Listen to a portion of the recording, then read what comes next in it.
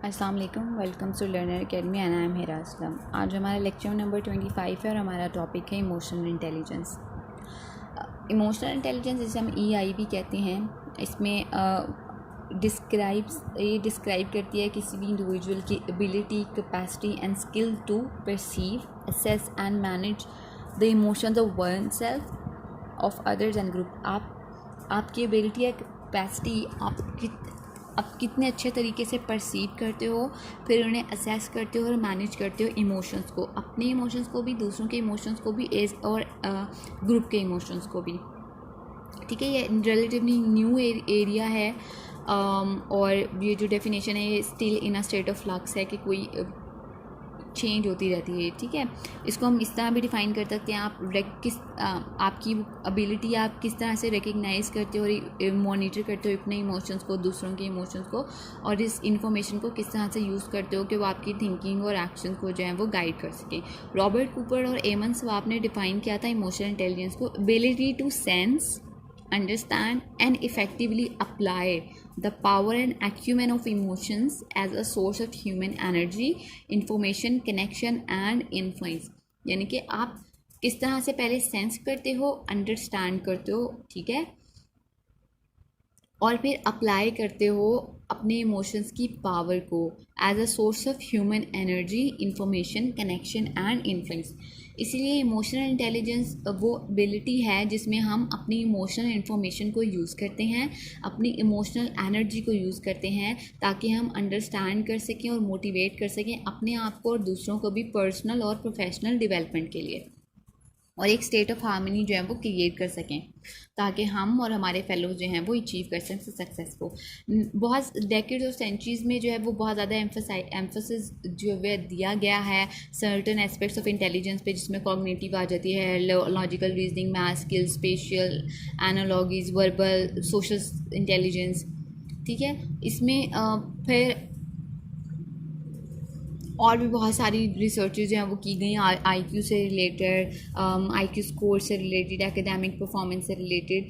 ठीक है, इसमें फिर जो एक मेजर मिसिंग पार्ट था जिसको बाद में डिस्कवर किया गया वो था जब आपने सक्सेसफुली उन्होंने इक्वेट किया इमोशनल इंटेलिजेंस को। ठीक है, इंपॉर्टेंस क्या है इमोशनल इंटेलिजेंस की? 75% ऑफ कैरियर जो है ना वो डिरेल हो जाते हैं किन वजह से? क्योंकि वो इमोशनल कॉम्पिटेंसीज से रिलेटेड रीजंस होते हैं, जिसमें आप inability to handle interpersonal problems, जहाँ पे आप अपने इंटरपर्सनल प्रॉब्लम्स को जो है वो हैंडल नहीं कर सकते, अनसेटिस्फैक्ट्री टीम लीडरशिप होती है टाइम्स ऑफ डिफ़िकल्टी और कॉन्फ्लिक्ट में, inability to adapt to change और एलिसिट ट्रस्ट। ठीक है, वो लोग जो परफेक्टली या एक्यूरेटली अपने इमोशंस को परसीव कर लेते हैं वो ज़्यादा एबल होते हैं कि वो चेंजेस को हैंडल कर सकें और एक स्ट्रॉन्गर और बेटर सोशल नेटवर्क जो है वो बना सकें। सोशल और इमोशनल दोनों एबिलिटीज़ 4 टाइम मोर इम्पॉर्टेंट है देन IQ। ठीक है, आपकी प्रोफेशनल सक्सेस और प्रेस्टीज में, यानी कि आपका IQ बहुत ज़्यादा हाई होना, आपका IQ अच्छा होना तो इम्पॉर्टेंट है, लेकिन उससे 4 गुना ज़्यादा इम्पॉर्टेंट है आपका सोशली और इमोशनल, आपकी सोशली और इमोशनली इंटेलिजेंट होना अपनी प्रोफेशनल सक्सेस में। IQ आपका एकेडमिक्स में तो हेल्प कर सकता है, लेकिन आपकी प्रोफेशनल लाइफ में आपकी सोशल इंटेलिजेंस और इमोशनल इंटेलिजेंस भी बहुत मेजर पार्ट प्ले करती है। डैनियल गोलमैन ने जो है वो रेवोल्यूशनाइज किया था लिटरेचर को इमोशनल इंटेलिजेंस से रिलेटेड, क्योंकि उसने कहा था कि इमोशनल क्वेश्चन जो है वो मोर इम्पॉर्टेंट है देन IQ। ठीक है, इन ऑब्टेनिंग एंड रिटेनिंग जॉब, यानी कि जॉब ऑब्टेन और रिटेन करने में EQ ज़्यादा इंपॉर्टेंट है as compare to IQ। Salovey और मैयर ने पोस्टुलेट किया था इमोशनल इंटेलिजेंस को कि वो लिंक है प्रॉब्लम सॉल्विंग और अचीवमेंट से रिलेटेड, क्योंकि उन्होंने देखा था इंटरेक्शन करते हुए मेंबर्स को सोशल एनवायरनमेंट में इमोशनली इंटेलिजेंट लोग जो है ना वो विन विन रिलेशनशिप बनाते हैं और उनके आउटकम्स अपने और दूसरों के लिए हमेशा पॉजिटिव होते हैं। वो एक मैग्नेटिक फील्ड्स बना लेते हैं इमोशन अट्रैक्शन की अपने इर्द गिर्द, और फिर उससे क्या होता है कि नेटवर्क जो उनका सोशल रिलेशनशिप का होता है ना वो हमेशा इंक्रीज़ होता है। जो इमोशनली इंटेलिजेंट लोग होते हैं वो कैपेबल होते हैं कि वो डायग्नोज करें और मॉनिटर कर सकें इंटरनल एनवायरनमेंट को अपने और दूसरों के जहनों का, ठीक है। और फिर वो रिमार्केबल स्किल्स दिखाते हैं कि वो किस तरह से म्यूचुअली बेनिफिशियल रिलेशनशिप को मैनेज करते हैं दूसरों के साथ। इमोशनली इंटेलिजेंस लोग जो हैं वो ऑप्टिमिस्टिक होते हैं, फ्लैक्सिबल होते हैं, चेंजेस को अडॉप्ट कर लेते हैं, एडजस्टमेंट उनकी हाई होती है, रियलिस्टिक होते हैं और फेयरली सक्सेसफुल होते हैं प्रॉब्लम सॉल्विंग में और कोप करने में स्ट्रेस के साथ, ठीक है। सैंड्रा फोर्ड वॉटसन जो कि इंटरनेशनल ऑथर है बुक करेज का, उसने कहा था इमोशनल इंटेलिजेंस एक रिक्वायर्ड स्किल है अगर आपको लीड करना है, वर्क करना है सक्सेसफुली किसी भी ग्रुप या टीम में। यानी कि अगर आपको ग्रुप लीडर बनना है, टीम लीडर बनना है या फिर एक सक्सेसफुल ग्रुप को लेकर चलना है, तो आपके लिए इमोशनली इंटेलिजेंट होना ज़रूरी है। डैनियल गोलमैन ने 5 एलिमेंट्स या डायमेंशन दी थी इमोशनल इंटेलिजेंस की। सबसे पहले सेल्फ अवेयरनेस आती है कि एक पर्सन कितना सेल्फ अवेयर है अपने इमोशंस के बारे में, अपनी स्ट्रेंथ्स और वीकनेस के बारे में। सेल्फ मैनेजमेंट, वो किस तरह से फिर अपने इमोशंस को मैनेज करता है, किस तरह से रिस्पॉन्स करता है डिफरेंट सिचुएशंस में डिफरेंट लोगों के सामने।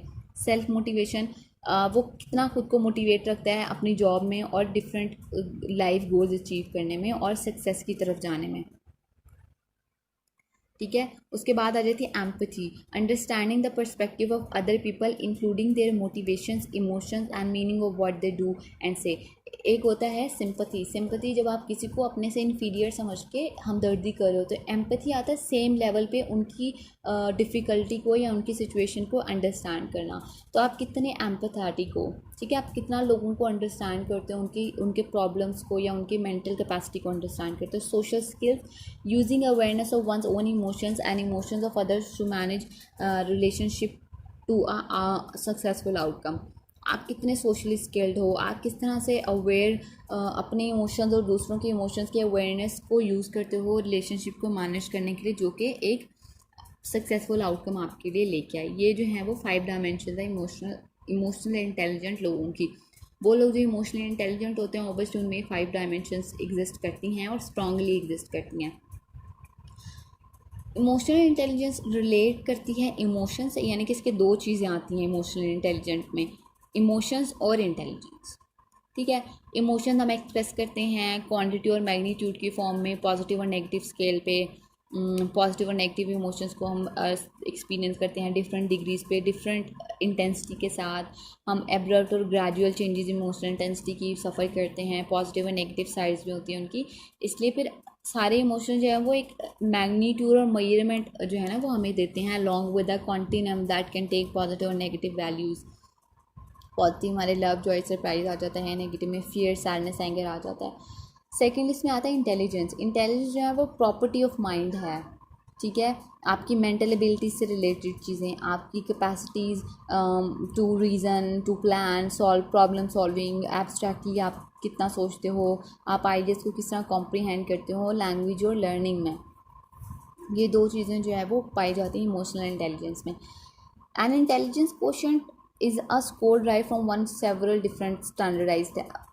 IQ के तो बहुत ज़्यादा स्टैंडर्डाइज टेस्ट जो हैं वो एग्जिस्ट करते हैं, ठीक है, जिससे आप इंटेलिजेंस मेजर कर सकते हो। ये जनरली डिज़ाइन किए जाते हैं, यूज़ किए जाते हैं क्योंकि आपने प्रिडिक्शन करनी होती है इंटेलेक्चुअल अचीवमेंट की, एजुकेशनल अचीवमेंट की, और ये कोरिलेट करता है आपकी जॉब परफॉर्मेंस और इनकम से रिलेटेड चीज़ों से, ठीक है। और रिसेंट जो रिसर्चेज हैं वो लिंक बताती हैं IQ और हेल्थ में भी। 1905 में फ्रेंच साइकोलॉजिस्ट था अल्फ्रेड बीने, उसने फर्स्ट मॉडर्न इंटेलिजेंस का टेस्ट बनाया था जिसे हम बीने साइमंड इंटेलिजेंस स्केल कहते हैं, ठीक है। इसका प्रिंसिपल गोल ऑब्वियसली ये था कि आइडेंटिफाई करना है स्टूडेंट्स को जिनको स्पेशल हेल्प चाहिए अपने स्कूल करिकुलम से कोप करने के लिए। उसने फिर जो है वो सिमन के साथ कोलैबोरेट किया, उन्होंने फिर रिवीजन भी पब्लिश की इनकी इंटेलिजेंस स्केल की 1900 और 1911 में। और वो एक जो लास्ट जो रिवीजन आई थी वो उनकी डेथ से जो है वो थोड़ा टाइम पहले आई थी। उसके बाद मल्टीपल इंटेलिजेंस आ जाती है। स्पीयरमैन और बर्ड ने जो है वो रिसर्चेस की थी अर्ली 1900 में, उन्हें रिमार्केबल थ्योरी बनाई थी जिसमें उन्होंने बताया था कि मल्टीपल इंटेलिजेंस का ना कॉन्सेप्ट दिया था। उन्होंने कहा था कि collection of various specific abilities होती हैं जिसमें मैथमेटिकल और राइटिंग एबिलिटीज़ भी आ जाती हैं, यूनिफाई करना डिफरेंट फैक्टर्स को सिंगल फैक्टर ऑफ इंटेलिजेंस में, जिन्हें हम जी फैक्टर भी कहते हैं। इस थ्योरी ने प्रोवाइड किया था जी फैक्टर, जो कि ज़्यादा इंपॉर्टेंट था एस फैक्टर से, ठीक है।